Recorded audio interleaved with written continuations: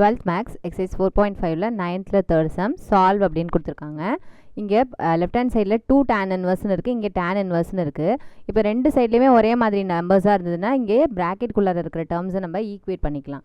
So இங்கே 2 tan inverse of இருக்கு இல்லையா, அதை வந்து இன் டேர்ம்ஸ் ஆஃப் tan இன்வர்ஸாக நம்ம எழுத முடியும். So 2 tan inverse of x is equal to tan inverse of 2x divided by 1 minus x square. அப்போ இந்த 2 tan இன்வர்ஸ் என்ன ஆகிடும், tan இன்வர்ஸாக ஆகிடும். ஓகேவா? இந்த பதில் மாற்றும் போது ரெண்டு சைட்லையும் tan இன்வர்ஸ்னு இருக்கும். ஸோ உள்ளார இருக்கிற பேக்கெட்குள்ளார இருக்கிற டேர்ம்ஸை நம்ம ஈக்குவேட் பண்ணி சால்வ் பண்ணிக்கலாம் எக்ஸுக்கு. ஓகேவா? அப்போ இது என்னென்னு எழுதிடலாம், tan இன்வர்ஸ் ஆஃப் 2x. இங்கே எக்ஸுங்கிற இடத்துக்கு பதிலாக என்ன இருக்குது, இங்கே 2 tan இன்வர்ஸ்க்கு பக்கத்தில் என்ன வேல்யூ இருக்கோ அதுதான் எக்ஸ். ஓகேவா? அந்த cos xன்னு இருக்குது. So 2 cos x divided by 1 minus x ஸ்கொயர்னு இருக்குது. ஸோ எக்ஸுக்கு பதிலாக cos x. So cos square x which is equal to right சைடில் இருக்க tan inverse of 2 cosecant x. ஓகேவா? இப்போ இந்த tan இன்வர்ஸ் என்ன ஆகிடும், கேன்சல் ஆகிடும். அதாவது இமேஜினரியாக உள்ளார இருக்கிற டேர்ம்ஸை ஈக்குவேட் பண்ணுறோம், ரெண்டும் ஈக்குவலாக இருக்கிறதுனால. ஓகேவா? அப்போ என்ன ஆகிடும், 2 cos x divided by 1 minus cos square x என்னது, sin ஸ்கொயர் எக்ஸ். ஐடென்டிட்டி தெரியும் இல்லையா நம்மளுக்கு, sin square plus cos square x is equal to 1ன்னு தெரியும். ஸோ 1 மைனஸ் cos ஸ்கொயர் எக்ஸ்னு என்னென்னு எழுதிடலாம், sin ஸ்கொயர் எக்ஸ்னு எழுதிடலாம். ஓகேவா? இங்கே பாருங்கள் cosecant xன்னு இருக்குது. cosecant x in terms of சைனாக மாற்றிடலாம். ஸோ 1 பை சைனுங்கிறது என்னது, cosecant. ஸோ இங்கே இருக்கிற 2 அப்படியே போட்டுங்க, 2 டிவைடட் பை sin xன்னு ஆகிடும்.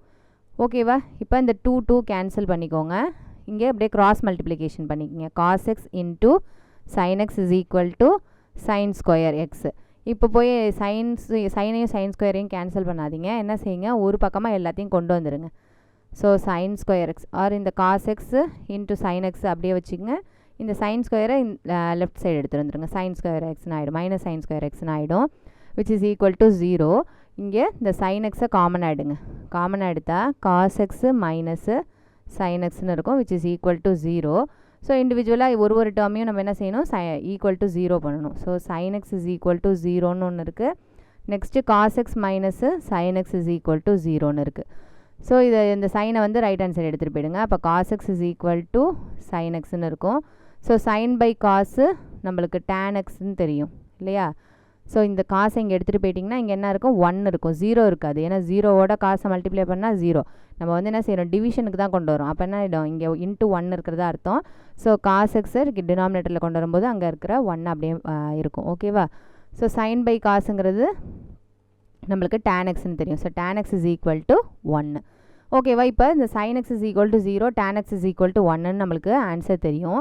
ஜென்ரல் சொல்யூஷனாக எழுதும்போது நம்ம என்னென்னு எழுதணும் அப்படின்னா, x இஸ் ஈக்குவல் டு இந்த sin x is equal to 0ன்னா நம்ம ஒரு சர்க்கிள் வச்சு பார்த்தோம் இல்லையா, 1,0 இங்கே -1,0 cos θ, sin θ தான் இந்த குவாட்ரண்ட்டில் அந்த கோஆர்டினேட்ஸ் வந்து எப்படி இருக்கும், cos θ, sin θ. அப்போ செகண்டில் இருக்கிற வேல்யூ தான் என்னது, sin θ. sin θவோட வேல்யூ 0ஆக இருக்கும்போது அந்த ஹோல் இதுலேயுமே என்னது, எக்ஸ் ஆக்சிஸ் பாசிட்டிவ், எக்ஸ் ஆக்சிஸ்லேயும் பாசிட்டிவ், நெகட்டிவ் எக்ஸ் ஆக்சிஸ் ரெண்டுத்துலேயுமே என்னது, சைனோட வேல்யூ 0வாக இருக்குது. அப்போனா இந்த இதுக்கு ஜென்ரல் ஃபார்ம் எப்படி இருக்கும் அப்படின்னா n பைன்னு இருக்கும். ஓகேவா? n pi where n belongs to integers. அதே மாதிரி இங்கே tan x is equal to 1ன்னு இருக்கு இல்லையா. இப்போது இதுக்கு ஜென்ரல் சொல்யூஷன் எப்படி இருக்கும் அப்படின்னு பார்த்தீங்கன்னா, tan x அப்படின்னாலே அதுக்கு எப்படி ஜென்ரல் சொல்யூஷன் இருக்குன்னா